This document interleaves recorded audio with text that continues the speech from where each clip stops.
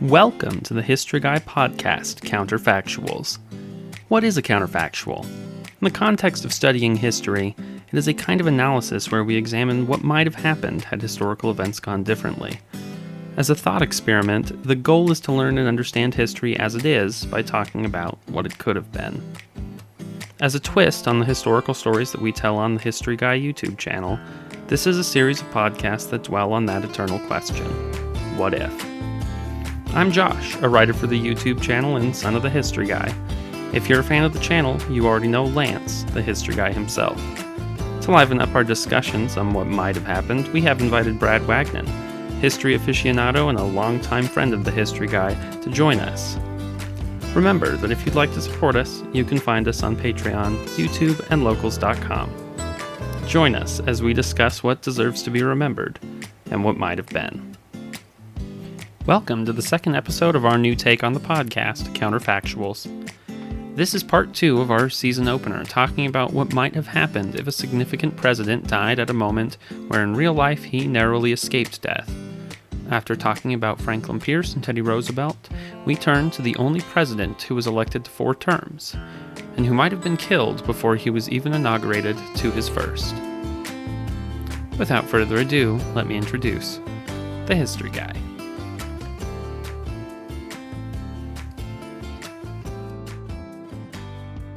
Sometimes what almost happens in history is really as interesting as what did happen, or maybe what didn't. There's good reason to question the great man theory of history, the idea that single individuals drove historical events, but certainly there were individuals whose personalities or actions were important. If they hadn't been there, well, history might have turned out differently. Many times in history, national leaders have narrowly escaped death, and in a few of those instances, it might have ended, say, an important presidency before it even began, leaving us to wonder, what if? It's history that deserves to be remembered. Other events that could have changed history if they happened differently weren't accidents, but failed assassinations. Many viewers likely remember the attempt to assassinate President Reagan in 1981, and Teddy Roosevelt was famously shot before a speech while running for president for the Progressive Party in 1912, which he proceeded to give anyway. In 1835, a would-be assassin attempted to shoot Andrew Jackson, but both of his pistols misfired, and Jackson beat the man with his cane. A less remembered attempt occurred in February of 1933 against then-President-elect Franklin Roosevelt. Roosevelt had beat incumbent Herbert Hoover by a landslide the previous fall and was in Miami after a fishing trip. Since contracting polio, Roosevelt often gave speeches directly from the back of the car, sitting on the trunk, instead of walking to a stage. He spoke on February 15th at 9 p.m. from a green Buick convertible. As he slid back into his seat and the car prepared to leave, he saw Anton Cermak, the mayor of Chicago. Cermak had opposed Roosevelt's nomination until late in the convention, and Roosevelt called him over to shake his hand, possibly as a peace gesture. The crowd around the car surged as well, hoping to get a look at the new president, when Roosevelt heard what I thought was a firecracker, then several more, as he later described it. In the crowd was Giuseppe Zangara, a bricklayer who had bought a pistol from a pawn shop a few days earlier. He was too short to see over the crowd, so stood on a metal chair. He was looking over the hat of a woman in front of him, 49-year-old Lillian Cross. As he fired, Lillian Cross grabbed his hand, pushed it up in the air, then called for help. Another man, Tom Armour, according to Cross, then helped grab him, and shortly the whole crowd was taking him down as police fought their way to the assailant. There were shouts of "kill him," but Roosevelt personally called for Zangara to be brought in by the authorities. Roosevelt was unhurt. Zangara had fired 5 or 6 times, and he'd hit 5 people. Mayor Cermak was hit most grievously, hit in the lung. Mrs. Joseph Gill was also seriously injured, while 3 others were hit and suffered minor injuries. Secret Service agents jumped on the president-elect, protecting him from further harm. Roosevelt saw Cermak doubled over on the ground. Despite the Secret Service yelling to get him out of the crowd, he insisted on pulling Cermak into the car and taking him to the hospital. He was alive, but I was afraid we might lose him, Roosevelt said. I held him all the way to the hospital. Once at the hospital, Cermak reportedly told Roosevelt, "I'm glad it was me, and not you." While there's no proof he actually said those words, they were nonetheless inscribed on his tomb. The Secret Service threw Zangara over a trunk rack of a service car, while several held onto the bumper. When asked if he was targeting Roosevelt, the assassin said, "Yes, and I would be glad if I killed the president-elect." His motive was less clear. He said that he personally liked Roosevelt, but that he didn't like presidents. "I kill kings and presidents first, and next all capitalists," he announced from the jail. Despite declaring Bolshevism all right, he also insisted that he was not associated with any group and worked alone. He did so on the part of working people, believing that Hoover and then Roosevelt were only hurting the lower class. He also blamed long-term stomach pain on what caused him to act. He was sentenced to 80 years in prison for the 4 entries, to which he responded, "Don't be stingy, give me 100 years. When Cermak died on March 6th, the charge was up to murder, and on March 20th, Zangara was put to death in the electric chair called Old Sparky at Florida State Prison in Rayford. His last words were, "Go ahead, push the button." It's hard to know what may have happened if Roosevelt had been killed in 1933, only weeks before his inauguration. The country has never faced such a crisis, and Roosevelt would define much of the American experience after 1933, when he began the first of his 4 successive presidencies, and led the country through both the Great Depression and the Second World War. Roosevelt's vice president in 1933 was former Speaker of the House, Texan John Nance Cactus Jack Garner, a traditional Democrat who opposed many of Roosevelt's New Deal politics. The era of the Depression and Second World War might have been different in the U.S. if Garner, whom a colleague described as a labor-baiting, poker-playing, whiskey-drinking, evil old man, taken office. The novel The Man in the High Castle by Philip K. Dick, which postulates an alternative history where the Axis powers win the Second World War, diverts from the timeline by assuming Roosevelt was killed by Zangara. Among historians, these historical what-ifs are called counterfactuals, which the 2007 book Studying History describes as the idea of conjuring on what did not happen or what might have happened to understand what did happen. It's really impossible to say what would have happened if any of these events had turned out differently. If there had been a different leader or a question of leadership at these critical moments in history, maybe things would have been much different, or maybe not, as historical events are larger than any single person. But in any case, these particular events are not particularly well remembered because they didn't change history. And had the president died as a result of any of them, at very least we know that they would not have been nearly so forgotten. Almost history that deserves to be remembered. Now we get to the part of the podcast where I, the history guy himself, and an old friend of the history guy, Brad Wagnon, discuss what we just heard and talk about what else might have happened. So, I think Pierce is an interesting one, and of course, Theodore Roosevelt's a really interesting one, but possibly... Pierce, less an issue with the court, too, right? Because Pierce had one court appointment, and that guy left he abandoned his position to go be with the Confederacy. So, Atchison... Would he have appointed someone different who would have stayed with the Union? I kind of doubt it. He was actually much more pro. Yeah, even more so. We got a difference on the court. That was not the same thing we had with appointing Oliver Wendell Holmes. Yeah. As we move into talking about the last one, in some ways, I think FDR is the most interesting one. I think that's relative, but this would have been at the before he was inaugurated. For his inauguration, and this was before 4 terms, as we know it, of his presidency. And it is, as I was thinking about, as we were talking about doing this one, I was thinking about what changes without FDR. It's a lot, and it's so much that it's actually difficult to know what the world looks like. It's hard to say because of the events that came along. But Gardner seems much less the type to have run for a 3rd and a 4th term. Well, and did he have the strength of essentially personality that FDR had to continue doing that? And he did. Gardner tried to come in even in 1940, but he certainly didn't seem like he wasn't supportive of a 3rd term. But if FDR dies in 33, which makes Gardner president. Until 36 or 37, I guess, would be the when his term actually ended. What happens after that? I don't even know who runs in 1940. 1940 is a lot. I think there's a very good chance that Gardner would have had 2 terms. Yeah. Because I don't think anybody wanted to trust the Republicans because Hoover was essentially blamed for the Great Depression, but the thing is. The biggest impact is if Gardner had been president, if FDR had been shot before he took office and Gardner had been president, then we don't get the New Deal, or we get something much less of the New Deal.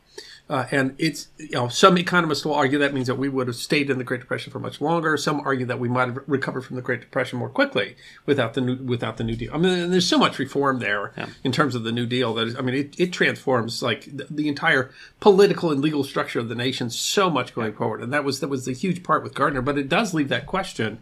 Gardner probably 2 terms, but then what? Because we're right on the verge of war. And we're trying to stay, we had essentially FDR leading us into war. I mean, he was very carefully behind the scenes saying, we're isolationists, we're neutral, and here we're sending ships and planes and stuff like that. There's a very good chance that Gardner, who was much less active, doesn't do Lend-Lease. And how's the war different without Lend-Lease? There's a very good chance that Gardner doesn't, or does it on a much lower level, does not embargo oil in Japan. Now, if we don't have the Japanese oil embargo, then possibly we don't have the attack on Pearl Harbor. Yeah. So, I mean, you can say the nation, who knows where the economy goes? I mean, certainly it's a big argument where the economy goes. We don't do the New Deal. But if we don't have the excuse to go to war in 1941, the Japanese never bombed Pearl Harbor, and we're not doing Lend-Lease, and we just let, Europe fight it out, right? That is a very different world. Yeah. That is a very different world. Yeah, and we don't know. You're right. We have no idea who the Republicans are going to put up in 1940. We have no idea who the Democrats are going to put up in 1940. When you try to look at it, I mean, the problem is just like with how Theodore Roosevelt had such control over the party. I mean, nobody in that period was going to even really super consider someone else if FDR was willing to run. And what does that that means for, when you're asking a counterfactual? I'm not even sure who the options would have been in terms of who comes in to try to run for that. I don't know. It seems like things would have changed so much in the political maneuvering over who's kind of going to be the face of the party after that. Right. Well, I mean, because Truman kind of comes in as a surprise at the end of the in the 4th term. Yeah. So I mean, we're not talking. You can't imagine Harry Truman even ever gets into the mix of things. Yeah. So I mean, who would have run as the Democrat in 1940? FDR could have died. FDR always had polio, right? I mean, so what if FDR had died or been too sick to run in 1940? But if he had been killed right away, we've got a very different world anyway because we have a very different economic response to the Great Depression. We possibly have a very different military. If we get out of the Depression earlier, we might have a much more prepared military because it really got drained by the New Deal stuff. But if it goes on longer, maybe we have a less prepared military, or we maybe aren't even planning. We don't do anything to plan for war because we just assume we're going to stay out of it. Yeah. That means 1940 is a very different election. Because FDR had set the stage, for what was coming. And all the preparations he did, were preparations for war. He was doing all kinds of stuff that were, not exactly war preparations, but would improve our war readiness. I'm like, I have no idea if Gardner. Brad, what do you think? How is World War II different if we don't do Lend-Lease? Okay. Well, basically, we'd all be speaking German now, because you think so? Yeah. Because Moscow would have fallen. The Russians in 1942, lose at Stalingrad, or 43. Without the stuff we sent Lend-Lease, can the Russians win Stalingrad without all the Studebagers that we sent? Yeah, the Studebagers. Now it's true that the tanks that we were sending them were not of the best quality, but to be fair, the tanks they were producing, the T-60, the T-70, are essentially reconnaissance tanks that they were throwing all sorts of junk into there.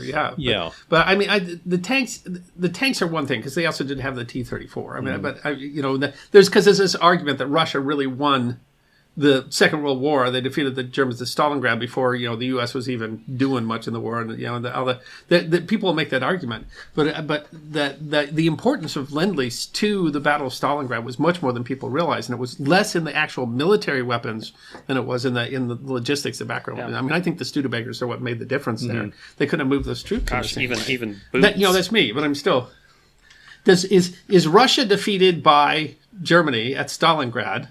If we don't do Lend-Lease, so if Roosevelt dies before he even takes office, do we do Lend-Lease? Yeah, and I would say that Stalingrad actually is probably the point where it would really come into play because the defense of Moscow in 41, obviously we had not had a chance to send as much Lend-Lease aid.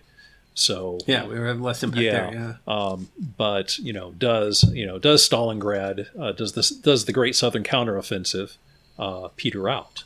And in 1946, after we've dropped a couple of atomic bombs on Germany, do the Western powers, and along with their Soviet ally, finally cry uncle and say, "Okay, Germany, you get a rump state. Now stop it. Don't do it again."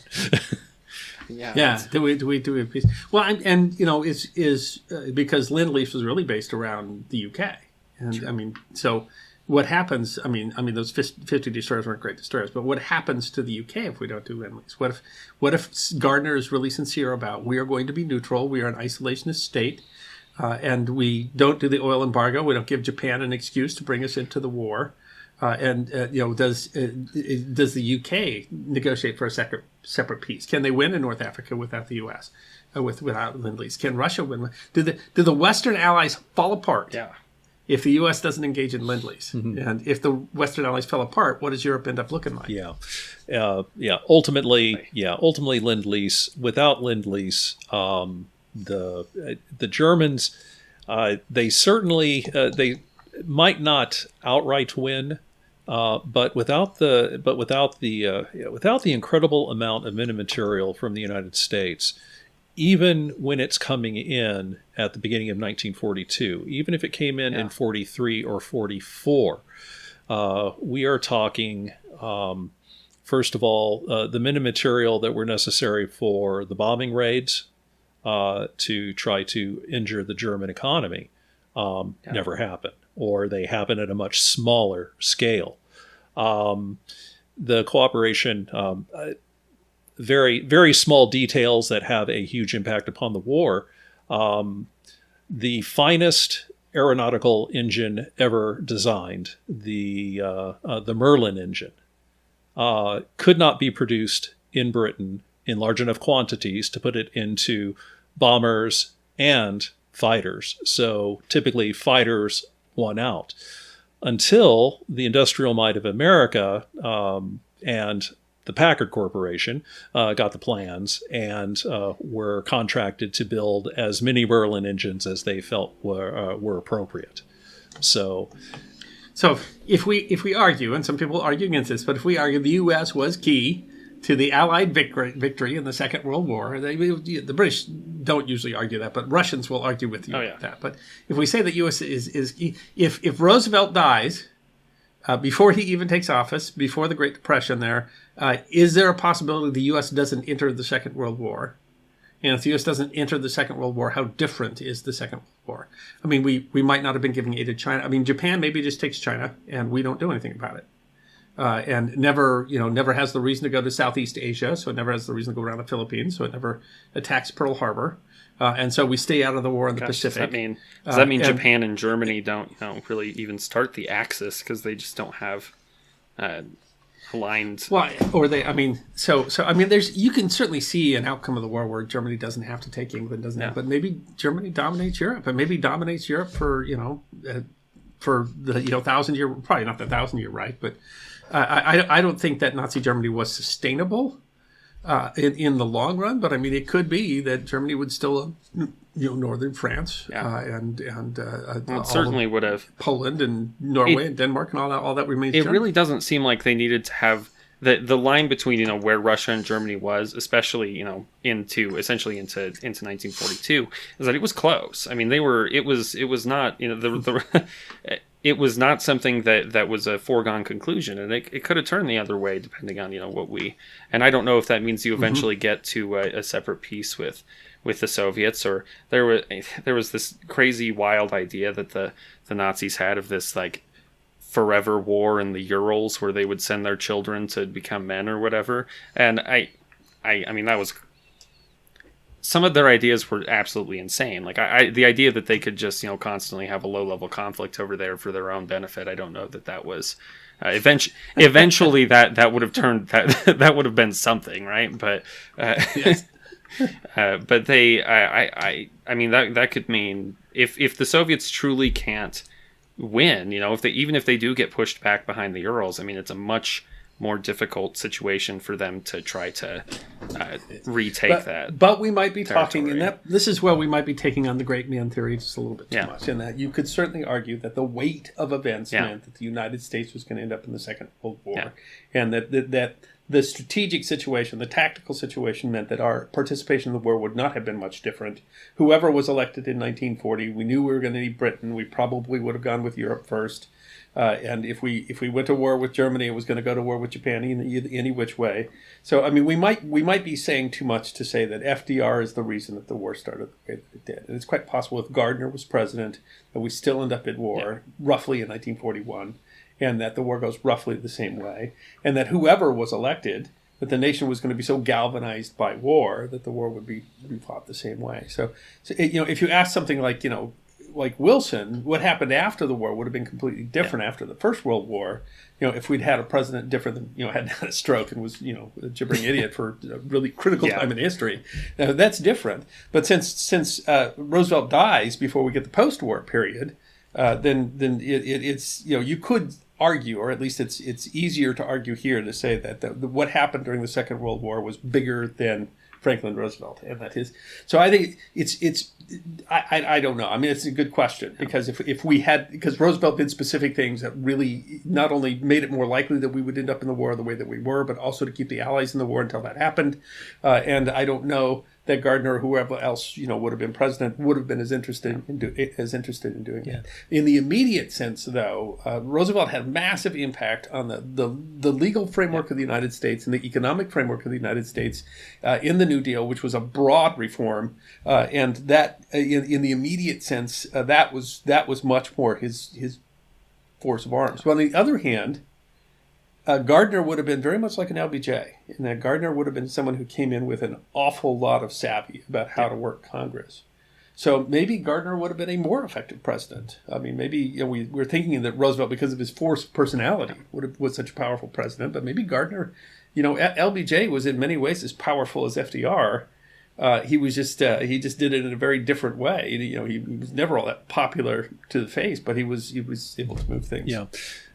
So I know in some ways you could say that Roosevelt's death is the most weighty of these three, is the one that the counterfactuals would have been largest. But in some ways you could say that Roosevelt came at a time when events were so large that they were maybe larger than whoever was president, and things probably would have gone down roughly the same path, no matter what. Yeah. It is also important to remember that the political the political realities of 1940s America, or late 1930s, the centralization of the federal bureaucracy has pretty much occurred. So, an individual's ability to directly affect and in a great and meaningful way versus nudging and guiding along a course, I think were radically different than, say, back in the back at the time of Benjamin Franklin Pierce, where he literally could have said, "Let's go into Mexico a second time," and assuming that he had enough support, it might have he literally could have started a new war. Yeah. Whereas I don't think that you can say that Franklin Delano Roosevelt had that level of... Yeah, obviously he had very much difficulty getting us into war when he wanted to, and the nation didn't. Now, right? So it is different. I will say, to the great man theory, the one thing that we can point out about Franklin Delano Roosevelt is that he was a master of mass communications. The fireside chats are still remembered as a brilliant use of the mass media of the day to help reassure the American people, to push the political vision that Franklin Delano Roosevelt wanted to push. And so, this is one of those. Again, it's not necessarily the let us change the entire course of history in one swell swoop, but rather it is a man who is very savvy, and he is the one who comes up, I think, with the idea of the fireside chat. And I just don't see, I don't see his vice president having that same sort of savvy to use the press in that same way. So you're right. I do believe he probably would have been much more effective as a machinator. And quite honestly, based on everything that I've read, especially after Roosevelt's second term, his vice president was getting less and less enamored with the whole New Deal. And so, if Roosevelt is killed in 33, then you're going to, the complexion's going to be different, certainly. The specifics are probably going to change. One more point to the great man, or the man at the moment, which I think might be a better way of calling it. If I'm not mistaken, Franklin Delano Roosevelt is responsible for assigning George C. Marshall. And I would make an argument that that is the most important event of the 20th century, because it turns the potentially disastrous aftermath of World War II with further social, political revolution. We have no idea who might have been elected in 1940. Then we don't know them. That Marshall would have been chief of staff during the war, and then after the war. And the appointment of Eisenhower as the overall commander of Allied forces in Europe, which really came from Marshall. Yeah. So, and of course, and this also ties back to, as we all know, it's not necessarily what you know, but who you know. We have to remember that the military heroes of World War II all knew each other. Patton, Eisenhower, George C. Marshall, Bradley, MacArthur, they all came up in the military together. Yeah. So anyway, that's just an interesting way in which, a person's appointment, and George C. Marshall, by all accounts, is not a particularly warm and fuzzy individual. So the fact that he was appointed to that position. Well, the Marshall Plan is largely misunderstood, because I think people see it as rebuilding Europe. I'm not sure that everybody who gets their history class today understands it was all about keeping the Ruskies out of Europe. The Marshall Plan was not us kindly rebuilding Europe. It was us making sure that they stayed not commie. And another thing to mention about the Roosevelt assassination, by the way, is that Anton Cermak was killed, and the mayor of Chicago. It as a counterfactual, what if Cermak had not been killed? It's really interesting in terms of the history of Chicago, because Cermak, in a lot of ways, he seemed to sort of the George Washington of the machine there in Chicago. But I mean, he's the one that kind of broke the Irish monopoly on politics, and with his death, it goes back to the Irish monopoly, which leads all the way up to Mayor Daley, who's, I mean, he is a legendary force in Chicago and machine politics and et cetera. How different is Chicago if Cermak isn't killed and remains mayor, and the Democratic Party in Chicago at least is taken out? It becomes a machine, but a machine that's not just the Irish machine, and we never have a Mayor Daley. Wow. Because there's an argument. Was an argument for years that the mayor of Chicago was a more important position than president of the United States. I mean, there was an argument that if you were a Democrat, you'd rather be mayor of Chicago than you would be president of the United States. And a lot of that has to do with those machine politics of the time. If Cermak isn't killed, is that true? And how different is the city of Chicago if Cermak isn't killed? So there's some interesting, counterfactuals there. What if William Craig isn't killed? What if Benny Price isn't killed? What if Anton Cermak is not killed? What if, because Cermak said when he died, he says, "I'm glad it was you and not me." What if it had been Roosevelt and not Cermak? The other side, then certainly the people who understand the politics of Chicago through the early, mostly throughout the whole 20th century, understands that would have been radically different. So, I mean, literally, it could have meant, no Barack Obama, who kind of grew up in that leftover Daley machine. I mean, so there's politics that we've had come from Illinois that might not have come from Illinois, which might not have been as important politically on the national stage if Cermak is not killed that day, because we get a different machine in Chicago, or maybe Chicago's more important. But I mean, the impact that Chicago politics have had on our national elections is very large, and it certainly was impacted when the mayor of Chicago was shot dead because he was near the president, And there's been theory since that maybe Cermak was the actual target. It's largely discounted, but I mean, there's an argument since that he wasn't trying to kill Roosevelt. He was trying to kill Cermak because Cermak was either in bed with the mob or Cermak was against the mob. But for whatever reason, they think the mob was trying to kill Cermak, and they actually got the guy that they wanted to kill, and not Roosevelt. So I mean, that's to me another interesting counterfactual is the politics of Chicago are very different if Anton Cermak isn't killed in that assassination attempt on FDR. Well, and that's interesting when we talk about all the many things that are different, could have gone different in these events. That's the part we all talk about FDR because FDR seems to be the larger figure, the one who figures larger in history. But that's a good point, and I think that's honestly. I mean, given that we can't know what might have happened or what would have happened, it's important to remember that any one person, and when we talk about Benny Pierce, maybe he could have been an important figure. Maybe he would have been. It's really impossible for us to judge given the information that we have. But maybe there's an alternate universe somewhere where Benjamin Pierce is the is a significant president, or does something else important, right? But that could have really altered things. Well, or Pierce. Franklin Pierce is a much more active president, or a much more confident president because his son doesn't die. Because there's they talked about it if it exacerbated his drinking problem, and his wife I never really fully forgave him because she thought that it was all his fault for staying in politics. Yeah, she didn't want him to run for office at all. That's right. Yeah, so that had to be really hard on Pierce. But you wonder what does Pierce's presidency look like if there is no train accident at all? And I don't know how it looks different. It's hard we can't look inside his mind. If William Craig hadn't been killed, do we get a very different Secret Service? And if that happens, then how does that impact history? Does it mean that then JFK doesn't die because William Craig doesn't die, right. And so we have a different Secret Service?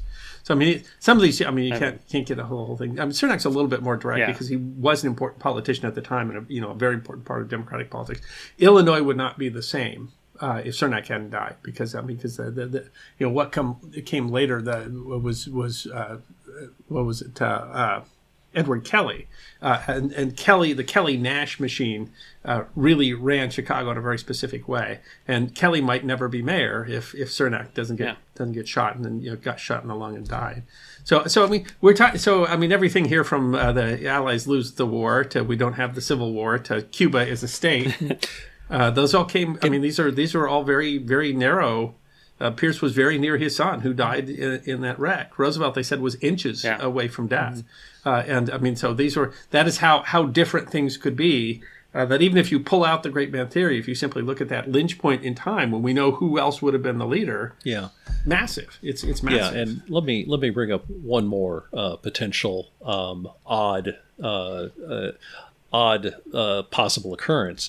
If Franklin Pierce does not push for the Gadsden Purchase, and our good friend General Santa Anna continues to reign in Mexico past 1854, 1855.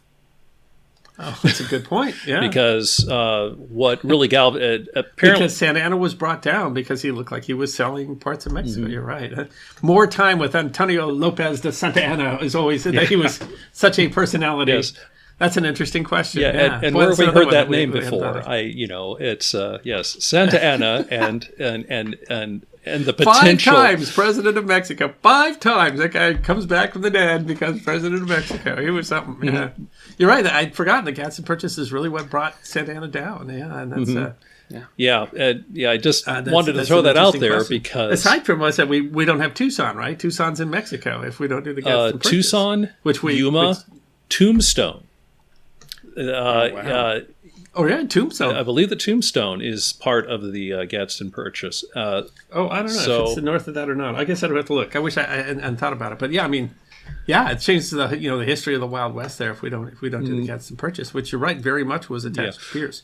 Atchison would have been opposed to that purchase because he very much wanted the central route. Yeah, and the Gadsden Purchase also economically, at various times silver, and if I'm not mistaken, there was some gold that was found in that particular area. Copper. Arizona's the copper state, right? So, a lot of mineral wealth that we might not necessarily have had direct access to as United States territory.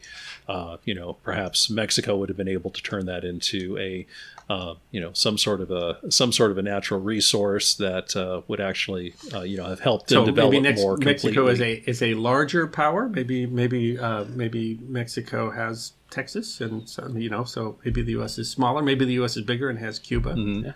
And like we said, Oliver Wendell Holmes. I mean, these are significant impacts. Counterfactuals are quite interesting, but I mean, these were really very for inches away. And of course, the great irony is that the streetcar was racing to get to Roosevelt's speech when they ran over Roosevelt's cart, but inches away from death, all of them. And how different would the world be? They were. I mean, the people that would have replaced them were different people. And we probably wouldn't have had a second TR term. We probably wouldn't have had a third and a fourth FDR term. Yeah, that's another, the research that I've been doing in 1940. It was fully expected, especially by the then Vice President of the United States, that Franklin Delano Roosevelt would not break with tradition and would not run for a third and fourth term. So... yeah, who else would have? No, that's another one that we can talk about the weight of events. Is it's maybe whoever was president would have said, we can't shift now, and maybe whoever was president would have had a very good chance of winning a third term just because the nation didn't want to switch horses. But or you could easily argue no one but FDR would have done it. So you can argue it's much more likely that we would not have had a third or fourth term. But you could also say maybe the weight of events meant that we were going to, we were going to stick with the president. I don't know.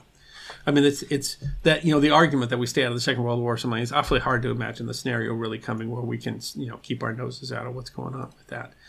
But certainly, Roosevelt brought us into it in very specific ways that without Roosevelt, maybe it goes differently. And, of course, maybe we get a personality as big as Teddy Roosevelt or Franklin Roosevelt that arises because they're not there. Someone who now is basically a footnote. Right. Someone else could be on Mount Rushmore. Yeah.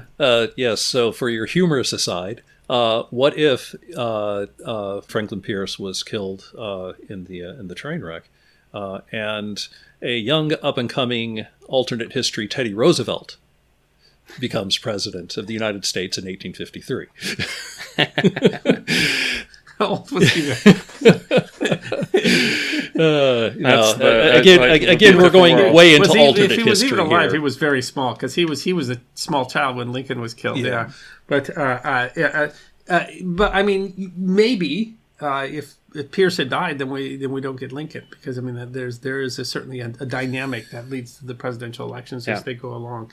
And Pierce came at a time when parties were collapsing too, right? So when and everything was changing, the Whigs were going away and Republicans were forming, and so I mean there's so much going on at that time. No one wants to remember Franklin Pierce. I mean, if you're thinking about presidents and you ask people about Pierce, they probably can't say two things that happened.